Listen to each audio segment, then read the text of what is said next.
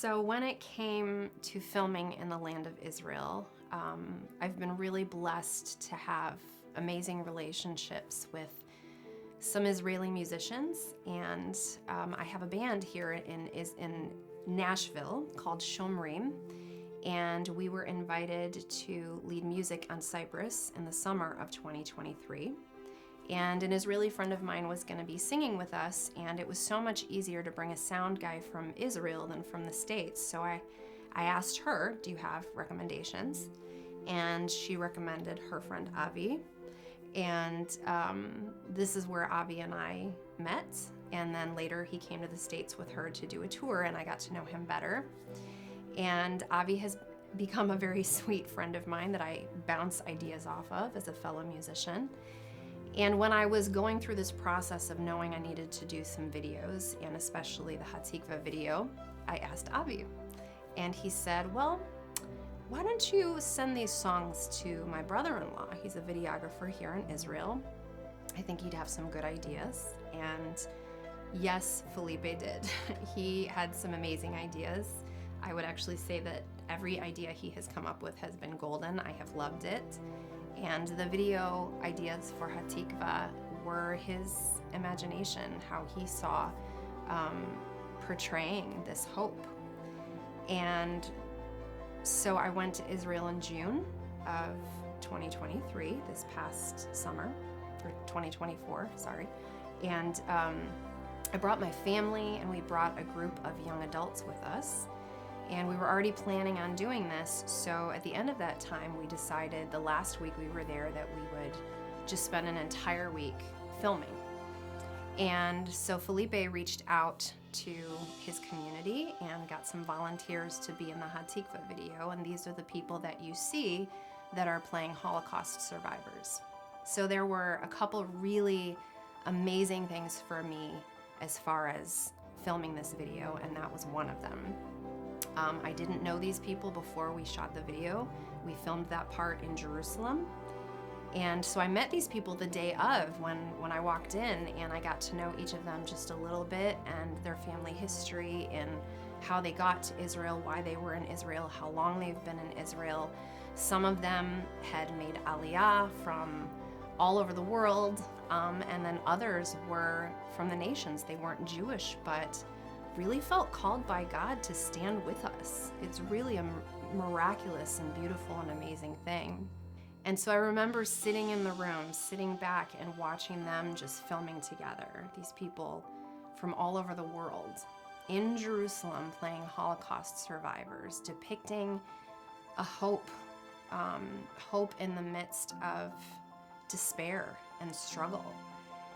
And it was like a picture to me of God's faithfulness to bring us back, to be a free people in our land, as the lyrics say, but also those that have come from the nations to stand with us in that. I was watching it, and I remember feeling it so powerfully in my heart and soul that I got teary. I think I cried a little bit actually in the room while they were filming. So that was a really special moment for me. And before we were filming, we took the young adults that were with us down to the Gaza Envelope. These young people were really amazing young people, and they came during a time of war in order to not just experience the land, but actually serve and help and pick pumpkins in the Kibbutz Re'im just to help out, and prepare barbecues for the soldiers to lift their spirits, and all sorts of other amazing things that we did with them. We brought supplies down to the Kerem Shalom crossing,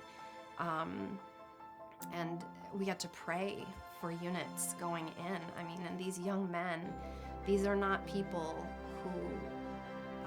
these are not violent people. These are people who just want to defend their family and their home.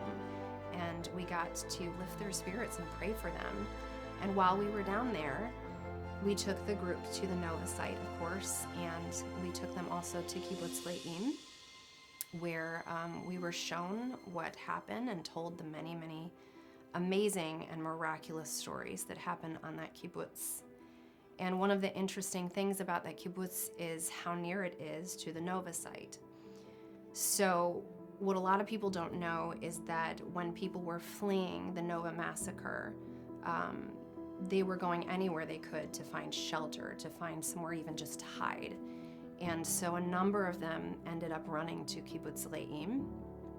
And the miraculous thing about this kibbutz is that most kibbutz, they have a response unit just in case there is terror, being so close to the border. They have a response unit to help with that, but they're really only prepared for a couple terrorists, a couple guns. And most residents do not have, weaponry. They don't carry guns in their homes.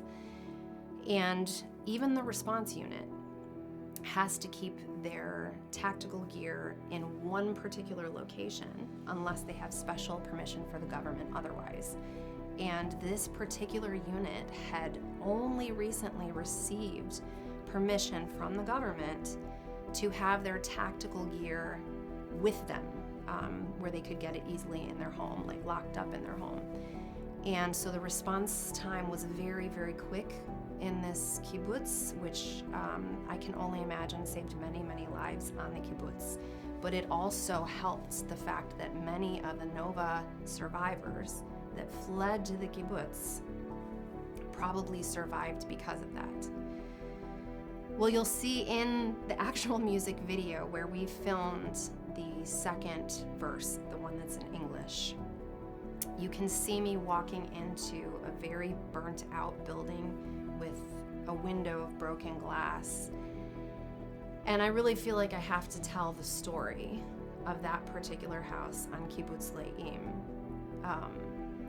That young man that lived in that house was a soldier in the IDF, and he just happened to be home that weekend. It just happened. And when this all started happening, and the response unit was trying to take on the multiple terrorists that were all over the kibbutz, about 18 Nova survivors were taken into this young man's home, into his bedroom, and you can see the picture of the bedroom. It's hard to get from the video footage, but these bedrooms they're not very big, and there were 18 adults in this bedroom that also doubled as his bomb shelter. And he shut them in there. He brought them in and he shut them in, and they must have been just huddled on top of each other, that many people. And he had a few terrorists trying to get into the house to kill every single person in it. And he fought them off almost entirely by himself as long as he could, until the rescue unit, the response unit in the kibbutz could get to that house. They opened the back window where the bedroom was and got every single one of those 18 people out and to a new building to shelter them. And that young man, he fought off the terrorists, like I said, almost entirely by himself, until they finally threw a grenade in the house. And he took that grenade and he gave his life for his country, for his kibbutz, for his people. And I have a picture, and I'm sure we'll put it up here. There's a flag that's actually still flying outside of that little house with his picture on it, and it declares really the truth of what happened there, is that he fought like a lion. And we know from Tanakh, from Torah, that there's only one Lion of Judah. But the amazing thing in this situation is we see that he has many children. There's only one Lion of Judah, but he has many children. And we saw that day. And since then, the many who have fought not to take life, but to preserve life, giving their lives in the process, even for the person standing right next to them. And that's what this young man did that day, and I am proud to know his story, and I am proud to be able to tell his story. So it was yet another sign of God's fulfillment to me personally, and hopefully to you as you watch this, of God's promise and God's bringing of renewal of Hatikvah for his people.